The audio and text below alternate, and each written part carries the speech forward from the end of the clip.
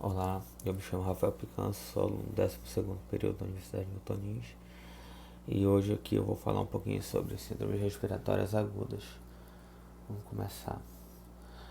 Bom, a primeira coisa que a gente tem que entender é que a síndrome respiratória aguda vai ser o quadro que é mais atendido nos serviços de emergências pediátricas. O diagnóstico é especificamente clínico, mas se eu tiver exames laboratoriais e de imagens vão facilitar a fechada do meu diagnóstico diferencial, né? Mas o diagnóstico sindrômico ele é exclusivamente clínico, então se o paciente chegou, a partir do exame clínico e da consulta eu consigo definir o diagnóstico sindrômico dele, que seria uma síndrome respiratória aguda. A síndrome respiratória aguda ela pode estar acometida a qualquer área da árvore respiratória. O que nós vamos observar na consulta para acompanhar esse paciente? O paciente que chega com alteração do ritmo respiratório, ele pode ser taquipneia ou bradipneia. A taquipneia é o mais comum, bradipneia não é uma alteração muito comum numa síndrome respiratória aguda, mas a taquipneia pode ser observada. A queixa também de dor no ouvido, coriza e dor na garganta. É importante observar, para mim ir fechando meu diagnóstico, se o paciente apresenta estridor ou não apresenta estridor. Se ele apresentar estridor, eu vou pensar principalmente em obstrução de vias de condução extrapleurais, principalmente ao nível de laringe. Se ele não tiver estridor, eu vou pensar principalmente em infecção de vias aéreas superiores. A taquipneia é importante observar, pois aí eu já vou ter principalmente acometimento pulmonar.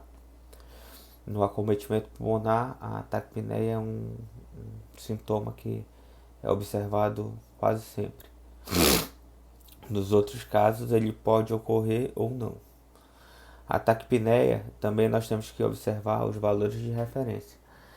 Até 2 meses, o paciente ele tem que apresentar uma frequência respiratória maior ou igual a 60 incursões respiratórias por minuto para ser considerado taquipneia. De 2 a 2 anos, maior ou igual a 50 incursões respiratórias por minuto. De 1 a 5 anos, maior ou igual a 40 incursões respiratórias por minuto. De 5 a 8 anos, maior ou igual a 30 incursões respiratórias por minuto. E maior que 8 anos, maior que 20 incursões respiratórias por minuto. Até 5 anos de idade, a taquipneia é um grande marcador de doenças que acometem a via aérea inferior. Como eu falei, o paciente que apresentar taquipneia durante a consulta, eu tenho que fazer um bom exame, uma boa escuta pulmonar, pois provavelmente ele vai ter acometimento dessa via aérea inferior. Então isso que vai estar causando a dificuldade da troca gasosa e consequentemente o aumento da incursão respiratória compensatória. Como eu já falei, é um paciente que chega no seu consultório sem taquipneia e sem estridor, eu vou pensar principalmente em infecção de vias aéreas superiores. Se ele tiver estridor, eu vou pensar em doenças periglóticas. O paciente que chega com estridor, ele pode ou não ter a alteração de frequência respiratória, pois a frequência respiratória ela está principalmente ligada à baixa da saturação de O2, né? Saturação de PO2. Então, quando eu tenho esse estridor, eu tenho uma dificuldade de condução. Então, essa dificuldade de condução ela pode causar ou não uma queda na saturação e, consequentemente, uma alteração da frequência respiratória. Se eu tenho taquipneia e tenho estridor, eu tenho dificuldade na condução e a taquipneia, como eu já falei, ele é um indicativo de infecção de via aérea inferior. Já no acometimento pulmonar, então eu vou pensar em pneumonia. Quando eu chego um paciente sem taquipneia, sem estridor, eu vou pensar na infecção de via aérea superior. Qual é a infecção de via aérea superior mais frequente que nós temos? É o resfriado comum. A principal complicação do resfriado comum que nós temos é a otite média aguda. ela está relacionada principalmente à produção de muco exacerbada dentro da via aérea superior. E aí eu vou ter um extravasamento para tuba auditiva. E isso pode causar uma otite média aguda ou uma sinusite bacteriana.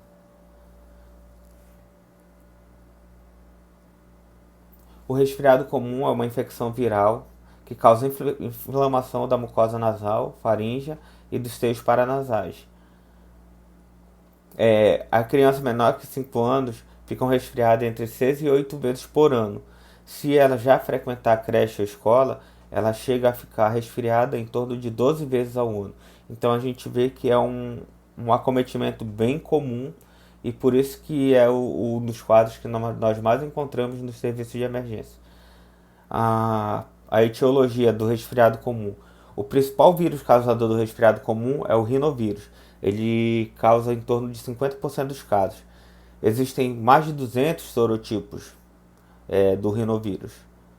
Então, e a imunidade ela é sorodependente. Então, nós podemos pegar várias vezes resfriados e aí você pensa, eu peguei resfriado, já tenho imunidade, você tem imunidade para aquele sorotipo.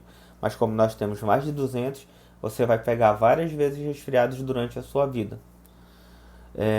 A influenza ela está muito relacionada ao quadro gripal, quadro de gripe, né? Que é diferente do resfriado.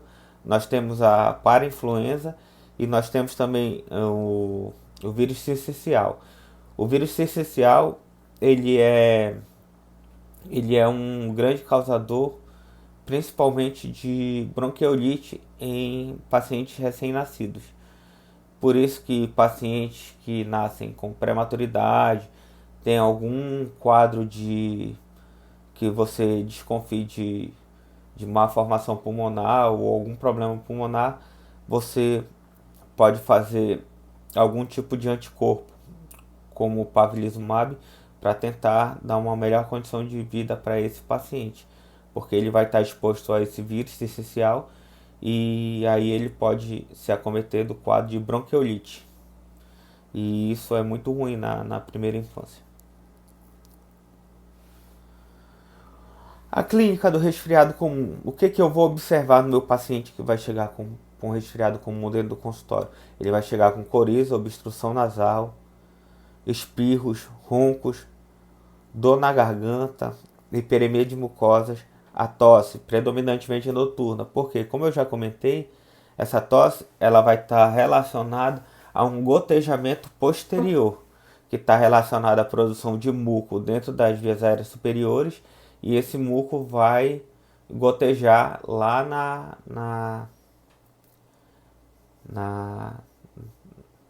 vai ocorrer o gotejamento posterior. E esse gotejamento posterior vai causar a tosse. Pode ter febre alta isolada ou não. E o que é importante lembrar é que essa febre alta, ela não prediz uma infecção bacteriana. O quadro viral também pode cursar com uma febre. Então eu vou tratar primeiramente como um quadro viral. O tratamento do resfriado comum, ele é basicamente sintomático. Então, quais são os principais sintomas? Obstrução nasal, a tosse, a febre. Então, o que eu vou fazer para tratar? Vou tratar esses sintomas. A obstrução nasal, eu posso fazer o tratamento com uma lavagem nasal com soro fisiológico. Isso vai dar um conforto respiratório para o meu paciente. Eu vou indicar a ingesta de líquido, né, para evitar desidratação e ele se manter mais forte para o corpo responder àquele vírus, naquela infecção. Eu vou prescrever antipiréticos para caso de febre. O que é importante eu lembrar que eu não posso utilizar AINES. Por quê? Porque o AINES causa uma perda da proteção da mucosa do estômago. Então eu evito a utilização de AINES nesses pacientes. Eu uso o antipirético principal é a dipirona, que eu vou ter ter como uso de preferência. É importante lembrar também de não usar o AS. O AS, principalmente sempre que houver a possibilidade de infecção pelo varicela zoster, ou influenza, pois há risco dele apresentar síndrome de Reye, que é uma degeneração hepática com encefalopatia grave. Quais são as principais complicações do resfriado comum? As principais complicações que eu vou ter são principalmente a otite média, que é a mais comum, e a sinusite bacteriana aguda, porque, como eu falei, como vou ocorrer uma proliferação de muco muito grande na cavidade nasal, esse muco vai extravasar para a tuba auditiva e para os seios paranasais. E isso pode causar essas complicações. E aí, como o tratamento dessas complicações, eu vou usar principalmente antibiótico terapia. A sinusite bacteriana aguda, como ela funciona? Ela causa uma inflamação dos seios paranasais. Ela é classificada em aguda e crônica. Aguda, eu classifico ela como aguda quando ela ocorre com menos de 30 dias e classifico ela como crônica quando ela tem uma duração maior que 3 meses. A clínica para me diferenciar a sinusite bacteriana aguda, como ela ocorre? Ela ocorre quando o meu paciente ele apresenta um resfriado arrastado de mais de 10 dias, com coriza abundante, tosse intensa, diurna e noturna, que isso aí vai caracterizar o quê? Vai caracterizar uma superprodução de muco. Então vou pensar nesse extravasamento para outras vias, né? Como o ouvido e os seios paranasais. Então, o quadro grave da sinusite bacteriana aguda, quando ele ocorre, eu vou pensar quando ele tiver mais de 3 dias de sintomas graves. Quais são os sintomas graves? É uma febre alta de maior de 39 graus, maior ou igual a 39 graus, uma coriza mucopurulenta, e o que eu tenho que pensar no caso de sinusite bacteriana aguda? É que o diagnóstico ele é clínico.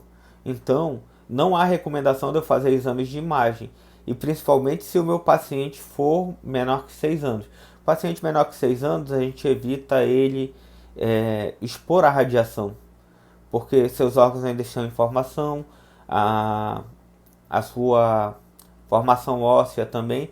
Então, os órgãos internos estão muito mais expostos a essa radiação do raio-x. Então, eu evito fazer raio-x em crianças menores de 6 anos. Então, o diagnóstico da sinusite eu vou considerar basicamente clínico. O tratamento da sinusite bacteriana aguda, qual que é? Como eu já falei, eu vou tratar, como é bacteriano, vou tratar com antibiótico. E o tratamento é o mesmo da otite média aguda. O que eu utilizo? Eu utilizo de preferência uma amoxicilina. E eu vou fazer esse tratamento até 7 dias após a melhora do quadro. Então, vou dar o antibiótico, né? O paciente vai melhorar. E eu não posso suspender a partir da melhora que eu começo a contar os dias de tratamento. Então, eu conto até 7 dias após a melhora clínica desse paciente. As principais complicações da sinusite bacteriana aguda pode ser como é uma infecção bacteriana, ela pode se proliferar ali pela região da face, né?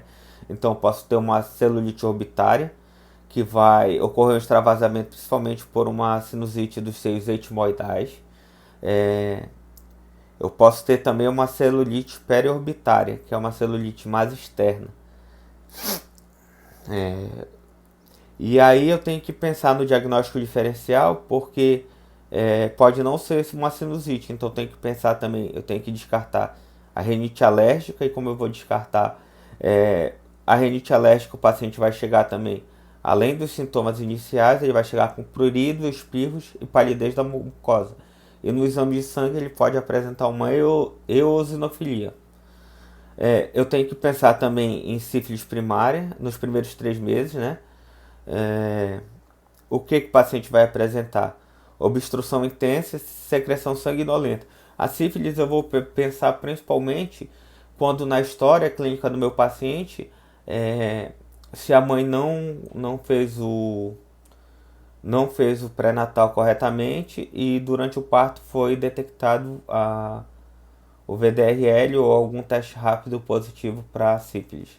E aí eu penso em sífilis nesse paciente. E também eu tenho que descartar um diagnóstico de corpo estranho. E como que eu vou caracterizar esse corpo estranho? O paciente vai chegar com uma rinorreia unilateral fétida e sanguinolenta.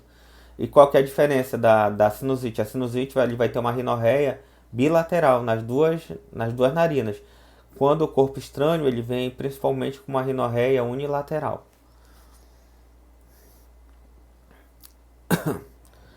O, esse meu paciente também,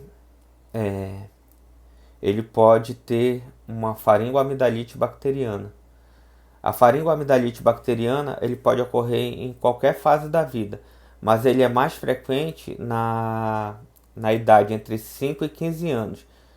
Entre 3 e 5 anos é possível, mas é pouco provável, então eu não penso. Qual que é a minha preocupação com a faringoamidalite bacteriana? É porque o principal patógeno que causa essa doença é o Streptococcus B hemolítico, do grupo A. E esse patógeno é o mesmo que causa a febre reumática, que pode levar a, a uma degeneração a febre reumática, ela pode levar à degeneração dos folhetos das válvulas do coração. Então, eu tenho que, se eu desconfiar de faringoamidalite bacteriana, eu tenho que fazer uma vigilância muito de perto e fazer um tratamento corretíssimo, porque a complicação é muito séria dessa faringoamidalite. Como eu já falei da clínica, a principal idade onde pode ocorrer isso é entre 5 e 15 anos, é o pico de maior incidência. Entre 3 e 5 anos não é possível, mas não é muito comum, né? E o quadro, como ele vai chegar? Ele vai chegar com uma febre, dor de garganta, ele pode apresentar manifestações específicas como dor abdominal, vômito, ele vai apresentar a hiperemia dos pilares amigdalianos anteriores, ele pode apresentar petequias de palato, que mais?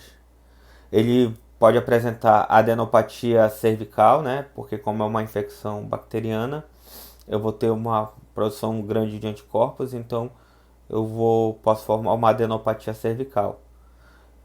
Normalmente não tem tosse. E além da parte clínica, eu posso fazer uma avaliação complementar para realmente ter certeza do diagnóstico de faringoamidalite bacteriana, né? Nessa avaliação complementar, eu vou pedir o quê? Eu posso pedir um teste de antígeno rápido, né? Que é a pesquisa de antígeno estreptocócico.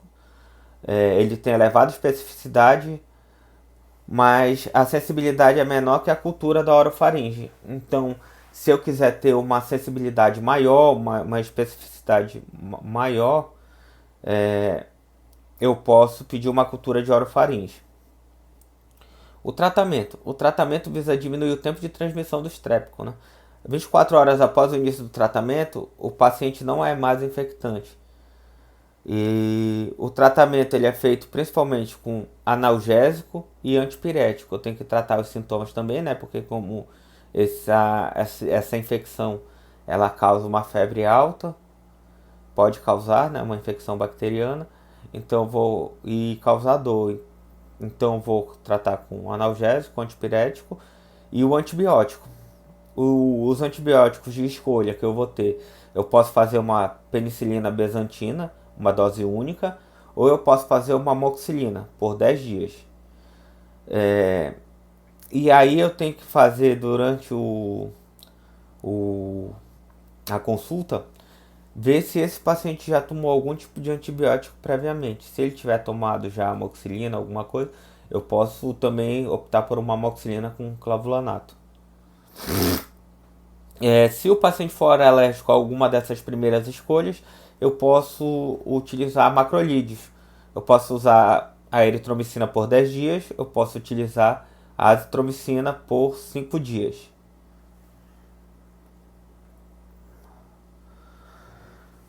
Quando o meu paciente chega com estridor, que eu já comentei lá no início, quando o paciente chega com estridor, eu vou ter uma dificuldade na condução, né? Então eu vou pensar em doenças periglóticas. É, Nesse caso, a frequência respiratória ela pode ser variável. Você pode ter ou não alteração da frequência respiratória. E aí nós vamos pensar nessas doenças periglóticas.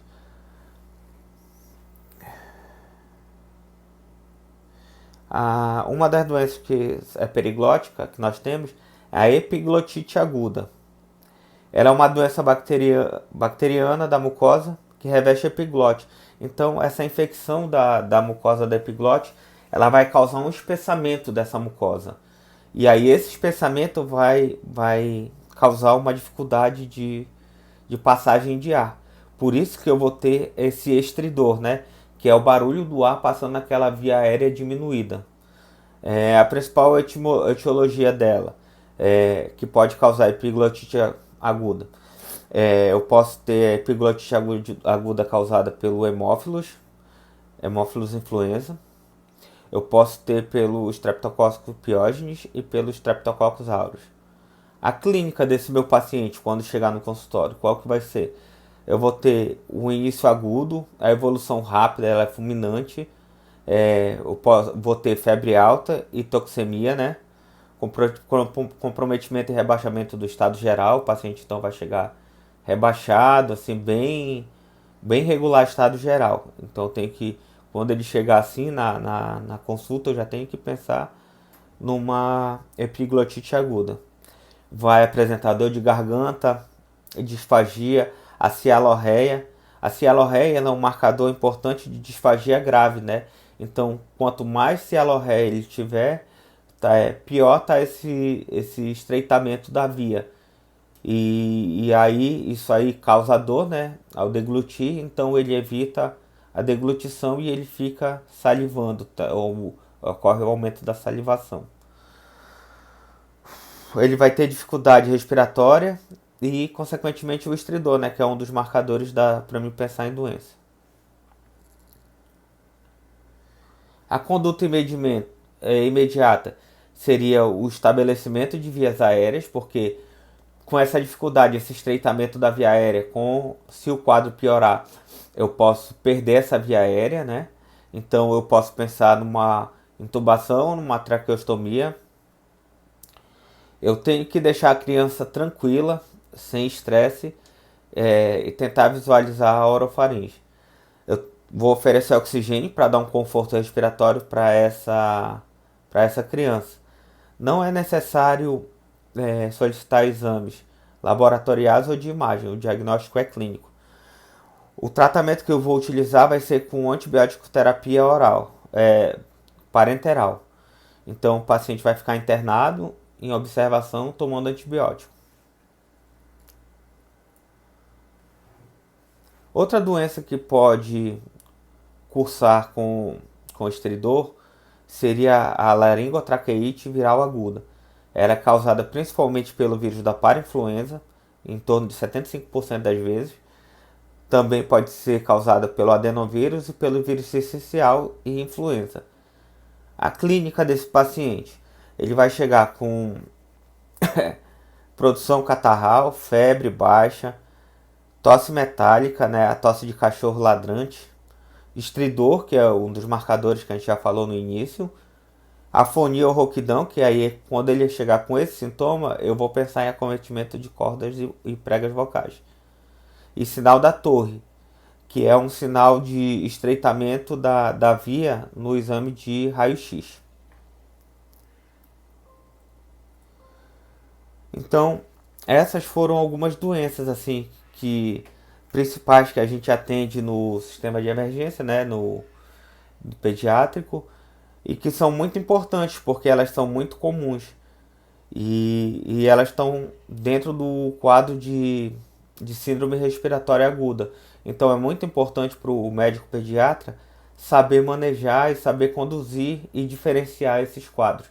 Então o objetivo dessa aula foi isso, foi trazer um pouco de cada quadro e o seu tratamento. E muito obrigado. Qualquer dúvida, estamos à disposição.